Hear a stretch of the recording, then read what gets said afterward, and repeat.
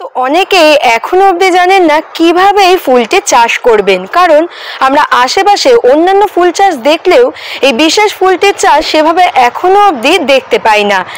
সেই জন্য আজ এই জিপসি ফুলের বিস্তারিত চাষ পদ্ধতি নিয়ে আপনাদের সঙ্গে আমি দেবস্মিতা। কৃষি বার্তায় আপনাদের সকলকে জানাই স্বাগত। স্যার, এখানে আমরা দেখছি যে এই জিপসি ফুল যেটা বাজারে দেখতে পাই সেটা এখানে চাষ হওয়াটা দেখছি, তো মানে আশেপাশে কৃষকরা কি করছেন এই চাষটা? অ্যাকচুয়ালি জিপসি দু ধরনের হয়, একটা হচ্ছে সিজনাল ফ্লাওয়ার যেটাকে আমরা অ্যানুয়ালস বলি, শীতকালে হয়, ওটার বীজ থেকে চারা তৈরি করে হয়। আর হচ্ছে পেরিনিয়াল হয়।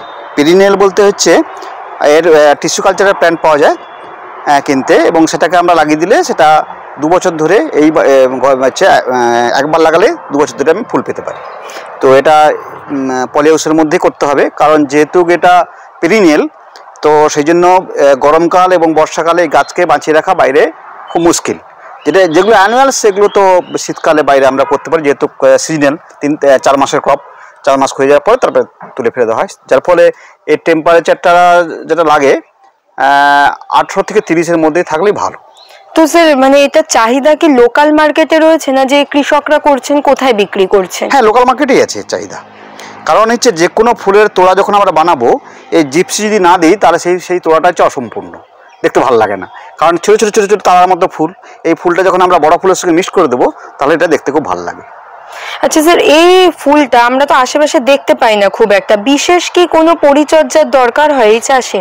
হ্যাঁ, এই চাষের জন্য প্রথম হচ্ছে কথা এই জমি তৈরি করতে হবে। জমিটা হচ্ছে মোটামুটি 60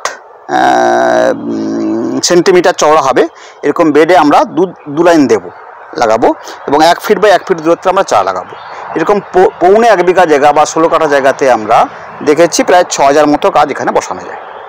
একটা গাছের দাম 30 থেকে 35 টাকা লাগে। যদিও চারাটা আমাদের এখানে পাওয়া যায় না, চারা আমরা পুনে থেকে আনতে হয়, টিস্যু কালচার প্ল্যান্ট নিয়ে এসে লাগিয়ে দেওয়ার পরে তারপরে প্রথম 1 মাস খুব কেয়ার নিতে হয় গাছটার প্রতি, নাহলে কিন্তু গাছটা মরে যাবে। সেই সময় তার আগে আমরা যেটা বেডটা প্রিপারেশন করব, বেডেতে প্রতি বর্গ মিটারে 200 গ্রাম নিমখোল, 200 গ্রাম হাড়ের গুঁড়ো, 200 গ্রাম সর্ষের খোল এবং 100 গ্রাম 10-26-26 এবং গোবর সার আমরা মোটামুটি 5 কিলো প্রতি বর্গ মিটারে বা ভার্মি কম্পোস্ট, এইটা দিয়ে বেডটাকে আমরা তৈরি করে নেব। তৈরি করার পরে হচ্ছে হাইড্রোজেন পারক্সাইড 10 ml প্রতি লিটার জলে গুলে পুরো বেডটাকে আমরা ধুয়ে দেবো। ধুয়ে দেওয়ার পর 7 দিন বেডটা পড়ে থাকবে। তারপরে ফিওডান 5 গ্রাম প্রতি বর্গ মিটারে দেবো। দেওয়ার পরে আমরা টিস্যু কালচার গাছটাকে লাগিয়ে ফেলবো। প্রতি 1 মাস অন্তর আমরা যেটা প্রথমে 1 মাস হচ্ছে আমরা গাছটাকে এইখানে কেয়ার নিতে হবে। যদি ওই সময় আমরা কেয়ার নিই তাহলে কিন্তু গাছটা মরে যাওয়ার চান্স থাকে। তো ওই সময় আমরা অল্টারনেট ডেতে জল দেবো, এবং সপ্তাহে একবার ডাইথেন M45 এবং ব্লাইটক্স এই দুটো ওষুধ সপ্তাহে একবার করে 1 গ্রাম প্রতি লিটার জলে গুলে পুরো ড্রেঞ্চিং করতে হবে। এছাড়াও 12-61-0 5 গ্রাম প্রতি লিটার জলে গুলে পুরো ড্রেঞ্চিং করতে। 12-61-0তে প্রচুর পরিমাণে প্রায় 60% থাকে, ফসফরাস থাকে, এবং এতে কী হবে নাইট্রোজেন কম থাকে, পটাশ কম থাকে। তো এই সারটা দিলে আমরা দেখেছি গাছের গ্রোথটা খুব ভালো নেবে। তারপরে যখন 1 মাস পর থেকে 19-19-19 1 গ্রাম প্রতি লিটার জলে গুলে ড্রেঞ্চিং করতে হবে, এবং মাসে একবার করে হালকা করে গোবর সার এবং 10-26-26 নিমখোল অল্প অল্প করে গড়ায় গড়ায় দিতে হবে। দিলে তবে গিয়ে গাছটা 3 মাসে রেডি হয়ে যাবে। 4 মাস থেকে আমরা এর ফুল পেয়ে যাব। 4 মাস, 1 মাস, 1 থেকে 1.5-2 মাস লাগবে মোটামুটি হারভেস্টিং। এই করতে করতে মোট 6 মাস থাকবে প্রথম স্টেজ। আবার যখন ফুলটা হারভেস্টিং হয়ে গেল, তারপর আমরা নিচ থেকে পুরো কেটে দেবো, 3 থেকে 4 ইঞ্চি রাখবো গোড়া, রেখে পুরোটা কেটে দেবো। তারপরে আবার নতুন করে স্প্রাউট বেরোবে। হ্যাঁ, স্প্রাউট বেরোলে কী হবে, আবার আমরা সার দেবো, দিয়ে হালকা করে মাটি টেনে দেবো।